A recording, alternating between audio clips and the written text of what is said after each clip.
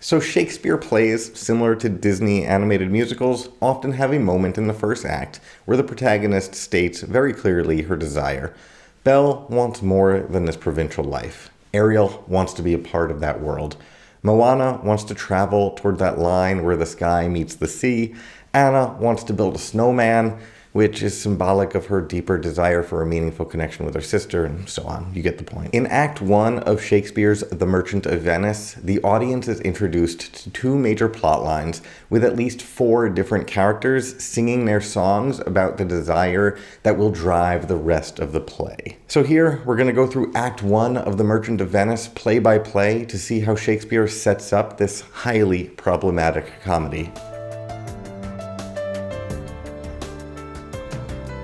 The play begins on a bit of a downer. Antonio, the merchant from the title, is sad and doesn't know why.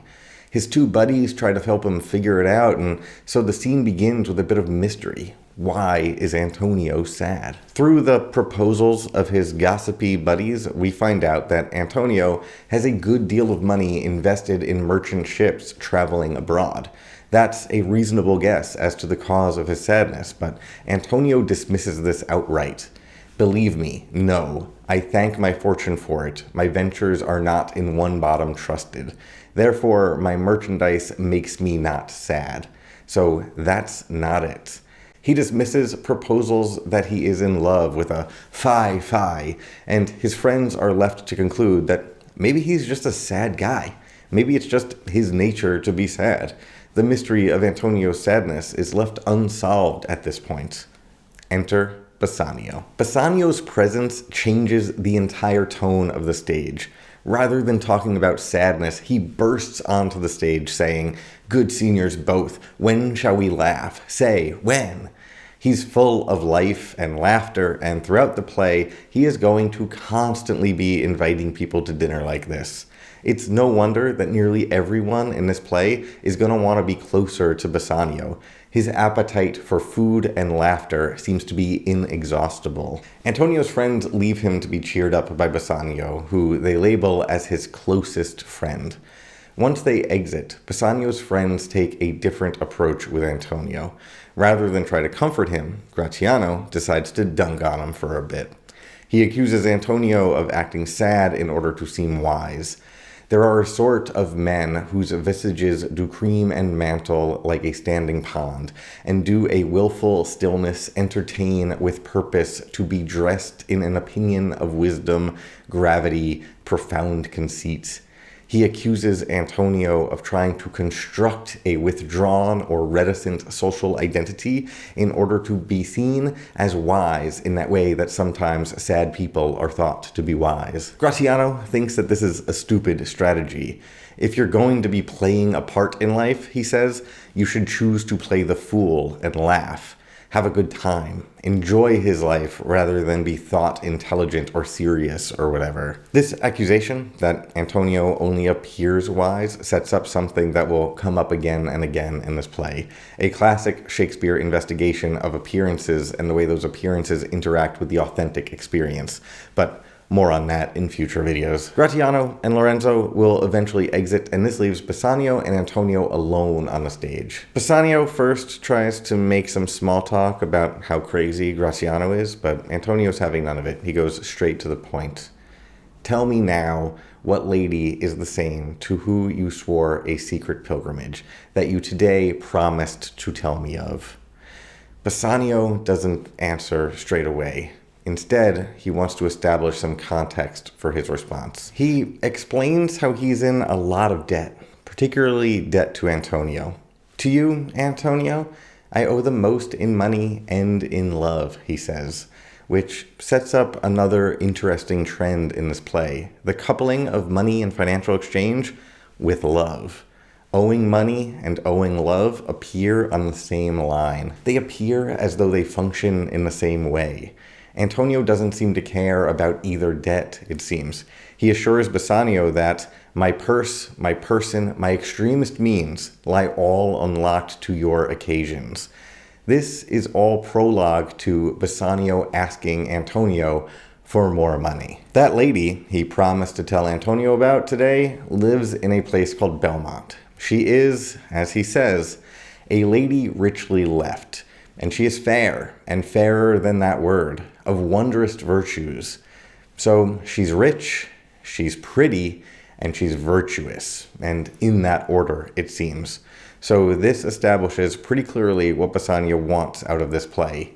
He wants this Belmont lady, Porsha, and he wants to live like a rich person lives. He wants to be where the rich people are, and he needs to borrow a bit of money to get there, so he can successfully woo this young heiress. Antonio agrees to find the money for him, but he'll need to borrow some since his fortune, as we learned, is currently at sea. In the process of this negotiation, it also becomes clear to the audience why Antonio is sad. He loves Bassanio with the type of selfless love that will furnish Bassanio with the money so that he can pursue his happiness, even though that pursuit will take Bassanio far away from Venice. He is sad because he wants to be the most important part of Bassanio's life, but Bassanio intends to pursue his pilgrimage to Belmont and marry a woman there. And that takes us to scene 2, where in Belmont we meet Porsha and her lady-in-waiting, Nerissa. Porsha doesn't waste any time telling us what she wants out of this play. She says it directly. She says, "Oh me, the word choose. I may neither choose who I would nor refuse who I dislike, so it is the will of a living daughter curbed by the will of a dead father. Is it not hard, Nerissa, that I cannot choose one nor refuse none?" She is bound by the will of her father to marry the man who chooses correctly from a choice of 3 caskets. She cannot choose her own husband, so choosing her own husband is what she wants. That's her opening song. She wants control over her own life. And Nerissa follows this up by asking Porsha what she's thought of a bunch of the suitors who have already come to play the casket game. They're mostly from Northern Europe, and Porsha goes on to just rip into them all. Then Nerissa informs her that it doesn't actually matter what she thinks. All those suitors have already left after hearing about the stakes of the casket game. They didn't find it worth it. She does, however, remember a handsome boy from Venice named Bassanio, though, and she hopes that he might participate in this little game of chance. Which takes us to scene 3. We are back in Venice and enter Shylock. Bassanio is using Antonio's name to inquire about a loan from the Jewish moneylender, and Shylock addresses the audience. It's the first time that a character has done this in the play. He tells us that he hates Antonio, and gives us 3 main reasons for it. First, Antonio is a Christian, but more than that, Antonio ruins his business by lending money without interest. Finally, he tells us that he hates Antonio because Antonio hates him. He hates our sacred nation, and he rails, even there, where merchants most do congregate, on me, my bargains, and my well-won thrift, which he calls interest. Cursed be my tribe if I forgive him. So, before agreeing to the loan, Shylock asks if he can speak to Antonio, and as luck would have it, Antonio shows up. They have a chat where Shylock gives a defense of his money-lending practices. Antonio responds aggressively, and it's clear that this is a very different side of Antonio than we saw in scene 1. He's not playing the role of the sad guy here, nor is he desperately in love. He's a hard man of business. Shylock responds to this hostility with a very complicated speech to Antonio. He lists all the abuses that he has received from Antonio in the past, how he's been spit on and kicked, and he asks the question, "What should I say to you?" Essentially, he's asking how one should respond to a bully who has now asked for a favor. I mean, should he meet Antonio's cruelty with more cruelty, meeting aggression with further aggression? Antonio has called him a dog. Shouldn't he respond, "Hath a dog money?" Or should he, to use the Christian term here, turn the other cheek? Should he bend low and in a bondsman's key, with bated and whispering humbleness, say this, "Fair sir, you spit on me Wednesday last. You spurned me such a day. Another time you called me a dog. And for these courtesies, I'll lend you thus much moneys." And that's a good question. How does one respond to a bully like this? Embedded in that question is the key to understanding Shylock's central desire. He wants to be respected, or perhaps more simply, he wants to be able to walk on the Rialto and not be disrespected. So he proposes a deal. He'll lend 3,000 ducats without any interest. It's, as he says, a kindness. But if the amount isn't paid on time, the debt will be paid with a pound of Antonio's flesh. Antonio's body will be the collateral. So he's lending money in the, quote, Christian way without interest in a show of friendship and forgiveness, but there is an underlying violence in the terms. The implication here, I think, is that he'll try to get this respect the peaceful way, but failing that, he will get respect through fear.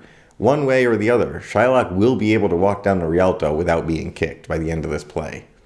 Notably, Bassanio discourages Antonio from signing, but is unsuccessful in his protests. More on that when we discuss Act 2. For now, we've finished Act 1. Bassanio wants to be where the rich people are, with Porsha, the lady from Belmont. Antonio wants to be the most important person in Bassanio's life, but making Bassanio happy means having Bassanio leave, which sucks, so Antonio's sad. Porsha wants control over her life, particularly her love life, and Shylock wants the respect of the Christians in his city. Our protagonists and major plot lines have been introduced, and we've also been introduced to 3 distinct settings. Christian Venice, where friends support each other while laughing and inviting each other to dinner.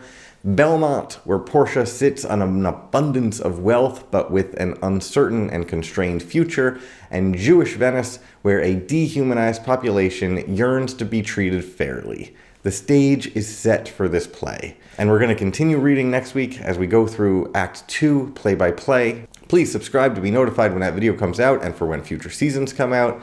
Thank you for watching.